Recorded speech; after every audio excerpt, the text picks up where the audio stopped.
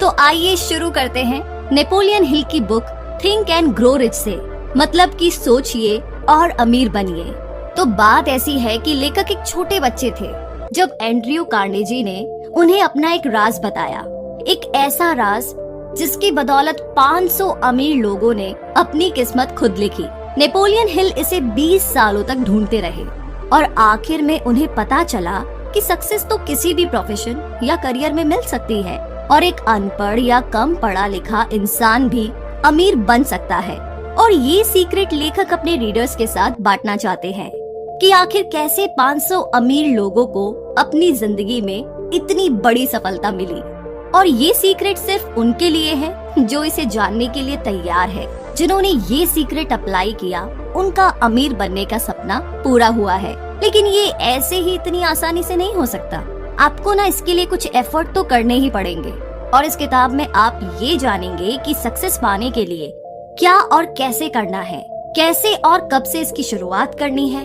वैसे हाँ, ये सच भी है कि कोई भी सफलता पा सकता है, लेकिन सिर्फ उसे ही मिलेगी जो इसे एक्चुअली में फॉलो करेगा। तो इस किताब के हर चैप्टर में वो 13 स्टेप्स बताए गए हैं जिन्हें नेपोलियन हिल ने अमीर बनने के लिए रेकमेंड किया है। कोई भी इंसान इन स्टेप्स को फॉलो करके अपनी जिंदगी को सक्सेसफुल बना सकता है। अगर आप अपनी जिंदगी में पैसा, मान सम्मान, पर्सनैलिटी, सुकून और खुशी चाहते हैं तो इसका राज आप उन अमीर लोगों से जान सकते हैं। और जैसे जैसे आप ये 13 स्टेप्स पार करेंगे उस सीक्रेट के आप और भी करीब आते जाएंगे। तो अब तैयार हो जाइए, क्योंकि जो मौका अब आपके हाथ लगने वाला है वो आपकी लाइफ को बदल कर रख देगा। नेपोलियन हिल ने हमें इस सीक्रेट का एक क्लू भी दिया है कि सबकी तरक्की और सबकी अमीरी की शुरुआत के पीछे एक आइडिया है। तो अब जानते हैं पहले स्टेप के बारे में, जो है इच्छा यानी कि डिजायर। ये शब्द सुनते ही आपके दिमाग में बहुत सारी इच्छाएं आनी शुरू हो गई है। तो इच्छाओं को अगर पूरा करने की बात की जाए तो इस स्टेप को ध्यान में रखना बहुत जरूरी है। कहने का मतलब ये कि जब आप किसी चीज को पूरे दिल से चाहते हैं तो वो हकीकत बनकर आपके सामने आ जाती है।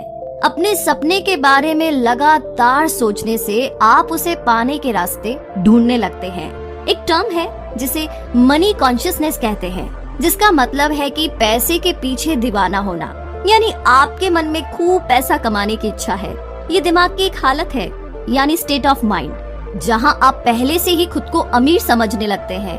जब आप मनी कॉन्शियस बनते हैं तो पैसा कमाने लगते हैं। और हम यहाँ पर 6 स्टेप्स बता रहे हैं जो कि पक्के से आपको मनी कॉन्शियस बना देंगे। पहला तो ये है कि आप कितना पैसा कमाना चाहते हैं, ये सोच लीजिए।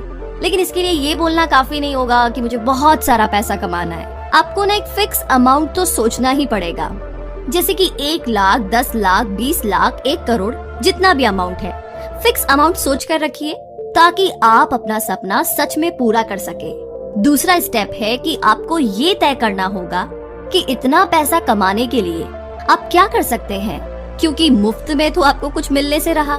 और तीसरा स्टेप है कि वो तारीख और वो डेट डिसाइड कर लीजिए जिस दिन आप अपनी सोची हुई रकम को पा सकेंगे। और चौथा स्टेप होगा एक ऐसा खास प्लान सोचना जिससे कि आप ये पैसा कमा सके। और एक और प्लान करने के बाद आपको बिना झिझके उस रास्ते पर आगे बढ़ना है। और आपका 5वां स्टेप होगा कि आप अपना फुल प्रूफ प्लान कहीं लिख ले।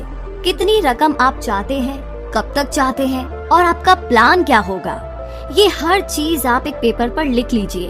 और आखिर में जो छठा स्टेप है वो ये है कि अपने इस स्टेटमेंट को दिन में 2 बार पढ़े और याद करें। जी हाँ, अगर सच में आपके अंदर अमीर बनने की ख्वाहिश है, अमीर बनने की इच्छा है, तो आपके लिए इन स्टेप्स को फॉलो करना कोई भी मुश्किल काम नहीं है। इस तरीके से आप देखेंगे और महसूस करेंगे और यकीन भी कर पाएंगे कि आपके पास पैसा है। इसे दोहराते रहिए और आप मनी कॉन्शियस बन जाएंगे। वैसे एक बात याद रखिए कि हर बड़ी अचीवमेंट हासिल होने से पहले वो एक सपना ही लगती है, राइट? तो ये थी पहले स्टेप में इच्छा यानी कि डिजायर की बात। और आगे दूसरा स्टेप है फेथ यानी विश्वास। कहने का मतलब ये कि यूनिवर्स में एक ऐसी ताकत है जो हमें उन चीजों के पास ले आती है जिन पर हम यकीन रखते हैं। जब हमें पॉजिटिव ख्याल आते हैं तो हमारे साथ ऑटोमेटिकली सब कुछ अच्छा होने लगता है। लेकिन जब हम नेगेटिव सोचते हैं तो बुरी से बुरी चीजें छोटी मोटी सब अपने आप होने लगती है। अब देखा जाए तो बैड लक या बुरी किस्मत जैसी तो कोई चीज होती ही नहीं, बस हम किस पर यकीन करते हैं वो मायने रखता है। कुछ लोग ना बिना वजह ही खुद को बदकिस्मत मानने लगते हैं और कुछ तो खुद को हमेशा गरीब ही समझते रहते हैं। अगर हमें ये यकीन होने लगे कि हम अपने हालात नहीं बदल सकते तो इसका मतलब एकदम साफ है कि हमने अपनी बदकिस्मती खुद लिखी है, बिल्कुल बिना किसी डाउट के। क्योंकि जैसा हम अपने दिमाग को बनाएंगे वही चीजें हकीकत में होने लगेगी। अब सोचिए कि अगर आप अपने दिमाग में डर और शक पैदा कर ले तो आप हमेशा डरते ही रहेंगे और अपने आप पर भरोसा नहीं रख पाएंगे, और ऐसा करके आप खुद को एक दायरे के अंदर बांध रहे हैं जिससे कि बाहर आ पाना बहुत मुश्किल होगा। तो मनी कॉन्शियस बनने के लिए खुद पर भरोसा रखना बहुत जरूरी है। याद रखिए कि आप हर पल खुद को अमीर देखें, महसूस करें और इस बात को माने। खुद पर यकीन रखें कि एक दिन आप बहुत सारा पैसा कमाएंगे। जो लोग हर बात पर बोलते हैं कि वो तो बहुत गरीब है, ऐसे लोग ना कभी अमीर बन ही नहीं पाते। जो हम बनना चाहते हैं ना, खुद पर यकीन करके ही हम वो बन सकते हैं। जैसे विचार, जैसे थॉट्स हमारे दिमाग में भरेंगे वही एक दिन हमारी सच्चाई बन जाती है। तो कहने का मतलब ये है कि मर्जी आपकी है कि आप गरीबी चुनते हैं या अमीरी। तो एक बार जरा अपने मन में अमीर होने का ख्याल बैठा लीजिए। अगर आप अमीर बनना चाहते हैं तो फिर आपका यकीन आपके लिए सारी लिमिटेशन को हटा करके आपको सक्सेस दिला देगा। लेकिन इस सफलता को पाने के लिए आपको एक और काम करना होगा, और वो है तीसरा स्टेप, ऑटो सजेशन। हमारा सबकॉन्शियस दिमाग एक्चुअली में एक उपजाऊ जमीन की तरह है। हम अगर इसमें काम के बीज नहीं डालेंगे तो इसमें घास फूस उगने लगेगी। इसके लिए हमें ऑटो सजेशन या फिर सेल्फ सजेशन अपनाना होगा ताकि हमारे दिमाग में बेकार का कचरा ना उगे। हम खुद इतने काबिल है कि अपने सबकॉन्शियस दिमाग में आने वाले ख्यालों को चुन सकते हैं। हमारा यही सबकॉन्शियस माइंड हमारी सोच को हकीकत बनाता है, लेकिन ऐसा करने के लिए हमें ऑटो सजेशन से इस तक पहुंचना होगा। इसीलिए तो कहते हैं कि अपने दिमाग को हमेशा पॉजिटिव थॉट से भरकर रखिए, और जब हम इस पर कंट्रोल नहीं कर पाते हैं तो तभी हमारी हार होती है। ये बात हर दिन दोहराइए कि आप क्या चाहते हैं। अगर आप अमीर होना चाहते हैं तो इसके लिए तैयार रहे। अपनी इस चाहत को अपनी आदत बना लीजिए। फिर एक दिन आपकी यही आदत आपको असल में ऐसे मौके देगी जिससे कि आपकी सक्सेस एक हकीकत बन जाएगी। तो आज से ही खुद को एक अमीर और सफल इंसान समझना शुरू कर दीजिए। अपने गोल तक पहुंचने का प्लान आपके सबकॉन्शियस में ही है। बस ऑटो सजेशन की प्रैक्टिस करते रहें ताकि आपका प्लान आपके पास खुद ब खुद आ सके। और हाँ, इस कोशिश में कभी भी हार मत मानिए। ये बात समझ लीजिए कि आपको कुछ भी मुफ्त में नहीं मिलने वाला। कुछ पाने के लिए बहुत कुछ करना भी पड़ेगा। तो आज से ही अपने दिमाग के बगीचे में अच्छे अच्छे पॉजिटिव बातों के बीज डालना शुरू कर दीजिए। और आगे अब बात करते हैं चौथे स्टेप की, जो है स्पेशलाइज्ड नॉलेज। इसे हम समझने की कोशिश करते हैं इस इंसिडेंट से। तो हेनरी फोर्ड का नाम तो आपने सुना ही होगा। तो इनके पास ना कोई फॉर्मल एजुकेशन नहीं थी, लेकिन उन्हें ऑटोमोबाइल्स के बारे में अच्छी खासी नॉलेज थी। तो हुआ यूं कि वर्ल्ड वॉर के दिनों में उन्होंने शिकागो न्यूज़पेपर पर मानहानि का दावा किया था, क्योंकि अखबार ने उन्हें इग्नोरेंट पैसिफिस्ट यानी कि उदासीन शांतिवादी करार दिया था। अदालत में ट्रायल के दौरान उनसे हजारों सवाल पूछे गए। वकील ये साबित करना चाहता था कि हेनरी वाकई में इग्नोरेंट है। अदालत में उनके ऊट पटांग सवालों से फोर्ड परेशान हो गए थे। फिर उन्होंने जवाब दिया कि जो भी सवाल आप मुझसे पूछना चाहते हैं उनका जवाब देने के लिए मैं यहाँ अपने एडमिन को बुला सकता हूँ। अब क्या आप मुझे बताएंगे कि जब मैं आदमियों को काम पर रख सकता हूँ जो मुझे हर बात की जानकारी दे, तो मुझे अपने दिमाग में इतनी नॉलेज पढ़ने की क्या जरूरत है? फोर्ड के इस जवाब से अदालत में सन्नाटा छा गया।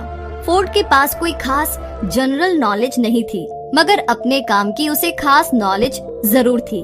उसे ये मालूम था कि उसका गोल क्या है। तभी तो जो लोग ज्यादा पढ़े लिखे नहीं भी होते फिर भी वे सक्सेसफुल होते हैं। तो जो चीजें हम जनरल नॉलेज पढ़कर या स्कूल में सीखते हैं अक्सर हमारे उतने काम नहीं आती जब तक कि हम असली जिंदगी में इस्तेमाल नहीं करते। और देखा जाए तो ये सिर्फ किताबी पढ़ाई है, प्रैक्टिकल नहीं। अगर आपका किसी खास चीज में इंटरेस्ट है तो आप उसमें कोई शॉर्ट कोर्स कर सकते हैं या उसकी ट्रेनिंग ले सकते हैं। इस तरह से आप उस चीज के बारे में पूरी नॉलेज अच्छी तरह से हासिल कर सकते हैं, जो कि आगे चलकर आपके बिजनेस में काम आ सकती है। और वैसे भी सीखना केवल स्कूल तक ही नहीं होता, आप जिंदगी में किसी भी उम्र में कुछ भी सीख सकते हैं। चाहे आप फैमिली वाले हो या फुल टाइम जॉब कर रहे हो, अपने हुनर को सीखने के लिए वक्त तो निकाल ही सकते हैं। तो एक स्पेशलाइज्ड नॉलेज होनी बहुत अच्छी बात है, क्योंकि आपको पता चलता है कि फ्यूचर में आपको क्या सीखना है और क्या काम करना है। जो आपका हुनर है उसे इम्प्रूव करना बहुत जरूरी है। और अक्सर कंपनीज भी एम्प्लॉयज को रखते टाइम एजुकेशन तो देखती ही है, साथ ही उनकी पर्सनैलिटी पर भी गौर करती है। आप किस तरीके से लोगों से या कस्टमर से पेश आते हैं या सिचुएशंस को कैसे हैंडल कर पाएंगे, ये सारी बातें भी देखी जाती है। कोई सक्सेसफुल आदमी भले ही एजुकेटेड ना हो, मगर उसमें एक खास एम्बिशन और पर्सनैलिटी जरूर होती है। याद रखिए कि जो इंसान स्कूली पढ़ाई को ही सब कुछ मानकर सीखना बंद कर देता है, वो हमेशा मामूली इंसान ही बनकर रह जाता है। वो भले ही एक मुकाम हासिल कर ले, मगर सक्सेस तो तभी हासिल होती है जब आप जिंदगी में कुछ ना कुछ सीखते रहते हैं। और इसी के साथ अब आगे बात करते हैं 5वें स्टेप की, जो है इमेजिनेशन, यानी कि कल्पना करना। तो आइए इसे समझते हैं एक कहानी से। बहुत पुरानी बात है, एक बार एक बूढ़ा देसी डॉक्टर एक केमिस्ट की दुकान पर गया। उसने दुकान में काम कर रहे क्लर्क से कहा कि उस डॉक्टर के पास, यानी कि उसके पास एक कैटल, एक लकड़ी का पैडल जिससे कि कैटल में बन रही ड्रिंक को घुमाया जा सकता है, वो है, और एक मैजिक फॉर्मूला भी है। और इन तीनों चीजों का इस्तेमाल करके वो क्लर्क अमीर बन सकता है, लेकिन इसके लिए उसे उस डॉक्टर को $500 देने होंगे। अब ये सुनकर के उस क्लर्क ने अपनी जिंदगी भर की सेविंग उस डॉक्टर को दे डाली और $500 में वो तीनों चीजें खरीद ली। डॉक्टर ने $500 क्लर्क से लिए और वहाँ से चला गया, क्योंकि इन पैसों से वो डॉक्टर अपना सारा कर्ज उतारकर आराम से रह सकता था। अब उस जवान क्लर्क ने अपनी लाइफ सेविंग उस फॉर्मूले पर इन्वेस्ट कर दी थी। उसने उन तीनों चीजों को मिक्स करके मैजिक फॉर्मूला बनाया। उस कैटल में उसके हाथ एक किस्म का सोना लगा था, जिससे कि शुगर इंडस्ट्री चलाई गई और जिसकी वजह से लाखों लोगों को रोजगार भी मिला। इसने साउथ के एक छोटे से शहर को बिजनेस कैपिटल बना डाला। इस तरीके से वो पुरानी कैटल सारी दुनिया के काम आई। आप जानते हैं उस कैटल में क्या मिक्सचर बना था? उसका नाम था कोका कोला। जी हाँ, उस मिक्सचर से जो चीज बनी वो कोका कोला थी, और जिसने ये मिक्सचर बनाया उस क्लर्क का नाम था असा कैंडलर। लेकिन कोका कोला की सफलता का सीक्रेट वो 3 चीजों का मिक्सचर नहीं था, वो थी असा कैलेंडर की इमेजिनेशन। जी हाँ, आप बिल्कुल ठीक सुन रहे हैं। हमारी चाहतों को पूरा करने के लिए इमेजिनेशन की जरूरत पड़ती है। हमें कल्पना करनी होती है ताकि वो हकीकत बन पाए। जो चीज आपको सफल होने से रोक रही है वो सिर्फ आपकी अपनी सोच। आप सोच बदलिए, अपनी इमेजिनेशन को इस्तेमाल कीजिए और फिर देखिए कमाल। कोका कोला भी एक आइडिया पर चला। आज जो जितनी भी चीजें हम अपने आसपास देखते हैं, जैसे कि गैजेट्स या सोशल मीडिया, इन सब के पीछे एक आइडिया ही है। हम में से बहुत से लोग जिंदगी भर एक ब्रेक का इंतजार करते रहते हैं, लेकिन सफलता एक दिन में नहीं मिल जाती। आपका आइडिया ऐसा होना चाहिए जो कि हर तरह की क्रिटिक्स को झेल सके। इसमें आपको हार, निराशा और डिस्करेजमेंट भी मिल सकती है। तो इन सब बातों के लिए तैयार रहे। अपने आइडिया को अपना जुनून बना लीजिए, बिना रुके लगातार इस पर काम करें, इसे असलियत का जामा पहनाएं। तभी आपका आइडिया इतना दमदार बन पाएगा कि हर तरह के चैलेंज को वो झेल पाए। और इस तरह किसी भी चैलेंज को आप ठीक तरीके से हैंडल कर पाए, उसके लिए जरूरी है 6ठे स्टेप के बारे में जानना। और 6ठा स्टेप है ऑर्गेनाइज्ड प्लानिंग। मतलब ये कि जब तक आपके पास कोई पक्का प्लान नहीं है, आप सफल नहीं हो सकते। ऐसे लोग ढूंढिए जो कि आपके प्लान में आपकी मदद कर सके। जब आप लोगों की मदद लेंगे तो जाहिर सी बात है कि बदले में आपको उन्हें कुछ फायदा या कंपनसेशन देना पड़ेगा। अपना एक ग्रुप बनाइए और लगातार उनके साथ अपने प्लान के बारे में डिस्कस करते रहें। फेलियर से बचने के लिए अपने ग्रुप के साथ अच्छा वर्किंग रिलेशन कायम करें। आपको हर तरह के लोगों की जरूरत पड़ेगी, क्योंकि एक ही इंसान में हर चीज की नॉलेज, एक्सपीरियंस या एबिलिटी नहीं होती। सक्सेस पाने के लिए औरों के सहयोग और परफेक्ट हार्मनी की जरूरत पड़ेगी। और इस बात का ध्यान रखिए कि प्लान पर काम करने से पहले अपने ग्रुप के सभी मेंबर्स की राय ली जाए। अगर पहला प्लान फेल हो जाता है तो दूसरे पर काम करे, और अगर ये वाला भी नहीं चलता तो भी हार ना माने। तब तक नए प्लान्स बनाते रहे जब तक कोई पक्का प्लान आपके हाथ नहीं लगता या आपको परफेक्ट नहीं लगता। याद कीजिए कि किस तरीके से थॉमस एडिसन ने 10,000 बार कोशिश की थी, तब जाकर के वो लाइट बल्ब बनाने में कामयाब हुए थे। तो बार बार फेल होने के बाद ही तो वो एक ग्रेट इन्वेस्टर बन पाए। और वैसे भी जो हार मानता है वो कभी नहीं जीतता, और जो जीतता है वो कभी हार नहीं मानता। जो हार मान लेते हैं उनमें जुनून की कमी होती है, लेकिन हारने के बाद भी नए प्लान बनाने वाले ही आखिर में विनर बनते हैं। वैसे फेल होने का मतलब है कि कहीं कुछ गलत है, जो आपका प्लान काम नहीं कर पाया और उसमें आपको चेंजेस करने की जरूरत है। अगर थॉमस एडिसन ने हार मान ली होती तो शायद उनका नाम आज किसी को पता ही ना होता। जब आप फेल होते हैं तो उसकी वजह ढूंढिए। इसे बेहतर बनाने के लिए क्या कर सकते हैं आप? एक नया फुल प्रूफ प्लान बनाकर उस पर नए सिरे से काम करें। और इसी के साथ थोड़ा और आगे बढ़ते हैं 7वें स्टेप की तरफ, जो है डिसीजन, यानी कि निर्णय लेना। फोर्ड मोटर्स की मॉडल टी एक जमाने में दुनिया की सबसे बदसूरत कार मानी जाती थी। हेनरी फोर्ड को उनकी कंपनी के एडवाइजर ने इस कार का डिजाइन बदलने की सलाह दी, लेकिन फोर्ड नहीं माने और मॉडल टी को बनाते रहे। हालांकि बाद में उन्होंने उसके डिजाइन में थोड़ा बहुत बदलाव जरूर किया, लेकिन उससे भी पहले मॉडल टी ने उन्हें खूब कमाई करके दी। हेनरी फोर्ड अपने तुरंत फैसलों और मजबूत इरादों के लिए जाने जाते थे, और हर सफल इंसान के अंदर ये क्वालिटी होती है। कभी हाँ कभी ना करने वाले हमेशा गरीब और फेलियर ही रहते हैं। जब आप तुरंत फैसला करते हैं तो उन पर तुरंत काम भी शुरू कर देते हैं, क्योंकि देर करने से सिर्फ पैसा और वक्त ही बर्बाद होता है और रिजल्ट कुछ हाथ नहीं आता। तो फोर्ड ने उन लोगों की बात बिल्कुल नहीं मानी जिन्होंने मॉडल टी की बुराई की थी, क्योंकि उन्हें अपने लिए गए फैसले पर पूरा यकीन था। अमीर लोग कोई भी फैसला करने में ना टाइम वेस्ट नहीं करते, बल्कि उनमें धीरे धीरे जरूरी चेंजेस करते हैं। वे आसानी से लोगों की बातों से इन्फ्लुएंस नहीं होते, बल्कि खुद के आइडिया पर भरोसा रखते हैं। ओपिनियन इस दुनिया की ना सबसे सस्ती चीज है। कोई भी किसी को मुफ्त में सलाह देने के लिए तैयार रहता है। अगर आप हमेशा लोगों से राय मांगते रहेंगे तो आपको कुछ फायदा नहीं होने वाला। ज्यादातर लोग ना आपको ऐसे वाहियात ओपिनियन देंगे जो आपको डिस्करेजमेंट ही देगी, ना कि मोटिवेट करेगी। फिर चाहे वो आपके पक्के दोस्त या रिश्तेदारी क्यों ना हो, सिर्फ अपने मास्टरमाइंड ग्रुप के साथ ही काउंसिल करें। सिर्फ आपका ग्रुप ही आपके साथ पूरी तरह सिंपैथी और हार्मनी रखता है, क्योंकि आपका पर्पस एक ही है। और अपने ग्रुप के मेंबर्स भी आप सोच समझकर चुने। हम आगे के चैप्टर में मास्टरमाइंड की पावर के बारे में आपको जरूर बताएंगे। हाँ, लेकिन आपके पास खुद का एक दिमाग है तो आप इसे इस्तेमाल करें। सक्सेसफुल बनने की जो आग आपके अंदर है उसकी पुकार सुने।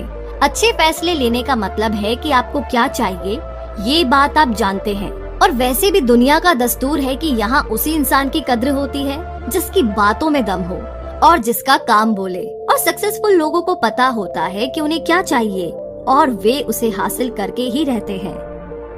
तो इसी के साथ अब आगे बात करते हैं 8वें स्टेप के बारे में, जो है परसिस्टेंस, यानी कि बेशक धीरे धीरे मगर लगातार बढ़ते रहे। जी हाँ, आखिर कहीं से तो चलना शुरू करना ही होगा, तभी तो सफलता एक दिन हाथ लगेगी। लगातार अपनी मंजिल की तरफ चलने से पहले अपनी मंजिल चुन लीजिए। आप क्या हासिल करना चाहते हैं और क्यों, ये जानना बहुत जरूरी है। तभी आपको मोटिवेशन मिलेगी। खुद पर यकीन रखिए कि आप इतने काबिल हैं। आपके अंदर वो स्किल और नॉलेज है जो आपको सक्सेस दिला सकती है। अपने लिए एक सही प्लान तैयार करें। जो इस प्लान में आपकी मदद कर रहे हैं उन साथियों के साथ अच्छा रिलेशन मेंटेन करें। अपनी विल पावर को परख लें, फिर अपने प्लान पर फोकस करें। और सबसे पहले ना जरूरी है कि अपने मन का डर भगा दे। जो डरता है वो कुछ नहीं कर पाता। और वैसे भी कितने सारे लोग हैं जो एक बड़े ब्रेक के इंतजार में बैठे हैं। कोई मनपसंद जॉब या बिजनेस अपॉर्चुनिटी उनके लिए एक बड़ा ब्रेक हो सकता है, लेकिन ऐसे लोग डिसअपॉइंटेड रहते हैं। ब्रेक पाने के लिए उतने ही एफर्ट्स भी तो करने पड़ते हैं, ये अचानक से तो मिल नहीं जाते। लेकिन हम अपना बिग ब्रेक पा सकते हैं जब हम इसके लिए एक प्लानिंग करते हैं और उसके रास्ते पर लगातार आगे बढ़ते रहते हैं। अब कुछ लोग ऐसे भी होंगे जिन्होंने अपनी स्ट्रॉन्ग डिजायर और खास प्लान से ये मौका पाया होगा, लेकिन सफल नहीं हो पाए। पूछिए ऐसा क्यों? क्योंकि उन्होंने आसानी से गिव अप कर लिया। एक बार फेल होते ही उन्होंने हार मान ली और प्लान ही छोड़ दिया। मगर ये हार तो टेम्पररी थी। इस बात को तो वो भूल गए कि हार का एक ही जवाब है और वो है आगे बढ़ते रहना। कई बार तो ना ऐसा लगता है कि कोई छुपा हुआ गाइड हमें परखने के लिए हमारे रास्ते में ना बहुत सारी रुकावटें डाल देता है। हमारी हार हमारी विल पावर को परखने का बस एक तरीका है। जब आप बिना रुके लगातार आगे बढ़ने की आदत बना लेते हैं तो हार कभी भी आपके रास्ते की रुकावट नहीं बनेगी। फिर जो कुछ भी आपने सोचा है उसे पूरा करके ही रहेंगे। तो बस यूं ही आगे बढ़ते रहिए।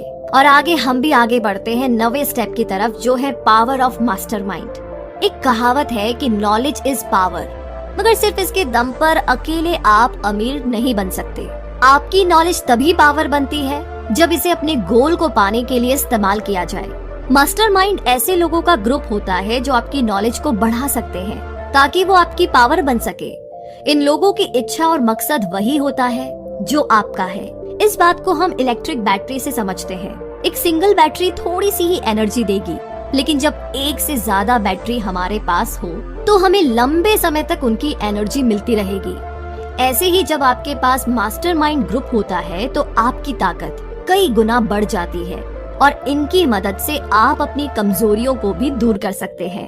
अपनी कॉरपोरेशन बनाने से पहले हेनरी फोर्ड भी एक गरीब, अनपढ़ और इग्नोरेंट इंसान थे, लेकिन उन्होंने अपना बिजनेस ऐसे 50 भरोसेमंद लोगों के साथ मिलकर चलाया जो उनके मास्टरमाइंड थे। उन्होंने थॉमस एडिसन के साथ भी दोस्ती रखी थी। फोर्ड ने अपने इन भरोसेमंद और महान दोस्तों के साथ बहुत ही मिलनसार और सहयोगी रिश्ता बनाए रखा। अपने इसी काबिल मास्टरमाइंड ग्रुप की वजह से हेनरी फोर्ड अपनी गरीबी मिटाकर इतने बड़े सफल बिजनेसमैन बन पाए। सिर्फ 10 साल लगे उन्हें पढ़ने लिखने में और इंटेलिजेंट बनने में, और 25 साल के बाद वो अपने देश के सबसे अमीर आदमी बन चुके थे। एक मास्टरमाइंड ग्रुप से जुड़ने के बहुत से इकोनॉमिक फायदे तो है ही, बल्कि मानसिक रूप से भी फायदेमंद है। जब भी दो दिमागी ताकतें आपस में मिलती है तो एक नई अनदेखी ताकत पैदा होती है जो उन दोनों दिमाग के साथ मिलकर 3 दिमागों जितनी ताकतें पैदा करती है। तो जाहिर है कि एक ग्रुप में जब इतने दिमाग होंगे तो वो एक अकेले दिमाग की ताकत को भी बढ़ा देंगे। कुल मिलाकर के कहे तो 2 दिमाग एक अकेले से ज्यादा बेहतर सोच सकते हैं। अगर ग्रुप के लोगों के बीच अच्छा वर्किंग रिलेशनशिप है तो वे मिलकर के किसी भी इंडिविजुअल से ज्यादा अचीव कर सकते हैं। वे मिलकर के कमाल कर सकते हैं, क्योंकि एक अकेले इंसान की तुलना में उनकी ताकत कई गुना बढ़कर होती है। तो मास्टरमाइंड के बारे में तो आपने जान लिया। अब आगे बात करते हैं 10वें स्टेप के बारे में, जो है the mystery of sex transmutation. Transmutation उसे कहते हैं जब एनर्जी एक फॉर्म से दूसरे फॉर्म में बदलती है। सेक्स इंसान की सबसे ताकतवर मोटिवेशन होती है। सेक्स ट्रांसम्यूट का मतलब है कि हम अपनी सेक्स एनर्जी को कई और प्रोडक्टिव कामों में इस्तेमाल कर सकते हैं, क्योंकि इसमें बहुत पावर होती है। क्रिएटिविटी और बिजनेस के लिए सेक्स एनर्जी का बेहतरीन इस्तेमाल हो सकता है। सेक्स एक नेचुरल चीज है और ये इंसान की जरूरत की चीजों में भी शामिल है। आप इससे मुंह नहीं मोड़ सकते। अगर इसे काबू में नहीं किया गया तो ये एक डिस्ट्रक्टिव हथियार बन जाता है, लेकिन अगर इसे विल पावर की तरह इस्तेमाल किया जाए तो इससे बहुत कुछ अचीव किया जा सकता है। जितने भी सक्सेसफुल म्यूजिशियन हैं, वकील, आर्टिस्ट और बिजनेसमैन, उन्होंने अपनी इस शरीर की भूख का इस्तेमाल अपनी क्रिएटिविटी में किया और वो महान बने। माइंड को प्रेरित करने के कई तरीके हैं, जैसे शराब, ड्रग्स या आपके मन का डर, लेकिन इन सब में सेक्स ही सबसे स्ट्रॉन्ग है। जो इंसान इस पर कंट्रोल नहीं रख पाता वो अक्सर जुर्म, गरीबी और बदहाली में ही जीता है। जिसने भी इस ताकत का सही इस्तेमाल किया उसका हमेशा भला हुआ है और वो एक जीनियस बनकर उभरता है। और वैसे भी जीनियस इंसान किसी प्लेन के पायलट जैसा होता है। वो पहाड़ों और पेड़ों के ऊपर से जाता है, वो ऊंची उड़ानें लगाता है। सेक्स और खाना हमारी जिंदगी में ऊंचे पहाड़ों और पेड़ों की तरह है। एक जीनियस इन सभी प्रॉब्लम्स को पार करके खुद को आजाद कर लेता है। अब वो अपनी क्रिएटिव इमेजिनेशन का बेहतर इस्तेमाल करके खुद के लिए तरक्की के रास्ते खोल सकता है। हमारी क्रिएटिव इमेजिनेशन सिक्स्थ सेंस की तरह है। जितना ज्यादा हम उसे यूज करेंगे ये उतनी ही अच्छी होती जाएगी। क्रिएटिव इमेजिनेशन की प्रैक्टिस से सक्सेसफुल लोग और ज्यादा समझदार और ज्यादा प्रोडक्टिव बन जाते हैं। स्टडीज से ये प्रूव हुआ है कि सक्सेसफुल लोगों में स्ट्रॉन्ग सेक्स एनर्जी होती है लेकिन वो इस एनर्जी को वहाँ अप्लाई करते हैं जहाँ उन्हें अपने क्रिएटिव आउटलेट की जरूरत होती है। जितने भी गाने, कविताएं या नॉवेल्स है, उनमें लव और सेक्स का ही जिक्र है। आपके अंदर का करिश्मा और कॉन्फिडेंस आपकी सेक्स अपील से ही झलकता है। आप किसी भी आर्टिस्ट या बिजनेसमैन को देख लीजिए, आप खुद समझ जाएंगे। आप भी अपने अंदर के इस पोटेंशियल को अपनी क्रिएटिव इमेजिनेशन के लिए यूज करें। अपनी सेक्सुअल एनर्जी को बाहर निकालने के लिए कोई ऐसा जरिया ढूंढे जो कुछ क्रिएटिव हो, ना कि उसे शरीर की भूख समझकर शांत करते रहे। आप सोच भी नहीं सकते कि आपके दिमाग में कितनी शक्ति है, इसका कोई अंत नहीं है। इसीलिए इसे खुद को महान बनाने में लगाइए और साथ ही अपनी सेक्सुअल एनर्जी के एडवांटेज से अपने करियर को नई ऊंचाइयों में ले जाइए और अमीर बनिए। अब आगे है 11वां स्टेप, द सबकॉन्शियस माइंड। हम सब जानते हैं कि सबकॉन्शियस दिमाग पर हमारा कोई काबू नहीं होता, लेकिन यही वो हिस्सा है जो हमारी सारी इच्छाएं, भावनाएं और फैसले लेने की ताकत को कंट्रोल करता है। हमें बस ये करना है कि हम अपने मन को हमेशा पॉजिटिव विचारों से भरा रखें। धीरे धीरे यही पॉजिटिव थॉट्स हमारे सबकॉन्शियस मन में बैठते चले जाएंगे और ये एक तरीका है जो धीरे धीरे हमें सक्सेस की ओर ले जाएगा। अपने सबकॉन्शियस को इम्प्रूव करने के लिए अपने दिमाग में यकीन, प्यार, सेक्स, जोश, रोमांस और उम्मीद से भरे थॉट्स लाएं। कभी भी अपने दिमाग में बेकार का डर, किसी से नफरत, जलन और बदले की भावना या लालच और अंधविश्वास जैसे थॉट्स को ना रखें। कोशिश कीजिए कि ये नेगेटिव थॉट्स आपके दिमाग में आए ही ना। नेगेटिव सोचने से आपको कभी भी सक्सेस नहीं मिल सकती और ना ही आप अमीर बन सकते हैं। इससे आप और ज्यादा गरीबी के दलदल में डूब जाएंगे। अभी आपके पास अपना खुद का एक पर्सनल प्लान है जिसके दम पर आप सक्सेस पा सकते हैं। आप जानते हैं कि आप कैसे अमीर बन सकते हैं, हालांकि वो प्लान अभी आपके सबकॉन्शियस मन में बंद पड़ा है। उस तक पहुंचने के लिए आपको पहले अपने नेगेटिव थॉट्स से छुटकारा पाना होगा। तो सबसे पहले पॉजिटिव थॉट्स को अपने दिमाग में लाने की कोशिश कीजिए ताकि आप इसे और बेहतर समझ सके। हर दिन छोटी छोटी बातों से शुरुआत करें। अपनी चाहतों को, प्यार, सेक्स, उम्मीद, रोमांस, जोश और खुशियों को अपनी आदत बना ले और लालच, डर, गुस्सा, जलन और बदले की भावना से छुटकारा पाए। इसी के साथ अमीर और सक्सेसफुल बनने के लिए इन 13 स्टेप्स का आखिरी स्टेप है सिक्स्थ सेंस। तो जब तक आप बाकी के 12 स्टेप्स में महारत हासिल नहीं कर लेंगे, तब तक आप इस सिक्स्थ सेंस तक नहीं पहुंच सकते। ये सिक्स्थ सेंस हमारे सबकॉन्शियस माइंड का एक हिस्सा है जो हमारी क्रिएटिव इमेजिनेशन को संभालता है। ये ही हमें दुनिया की इन्फिनिट इंटेलिजेंस से जोड़ता है। कभी कभी हम विचारों को अपने दिमाग में फ्लैश की तरह देखते हैं, जिसे हंचेस कहते हैं, और ऐसा तब होता है जब हमारी सिक्स्थ सेंस काम कर रही होती है, लेकिन इसे हर कोई महसूस नहीं कर सकता। बहुत गहराई से ध्यान लगाने से ही हम इसे अचीव कर सकते हैं। जितने भी महान लोग हुए हैं, जैसे कि थॉमस एडिसन, अब्राहम लिंकन और मोहम्मद, ये सब अपनी सिक्स्थ सेंस को यूज करके ही महान बन पाए।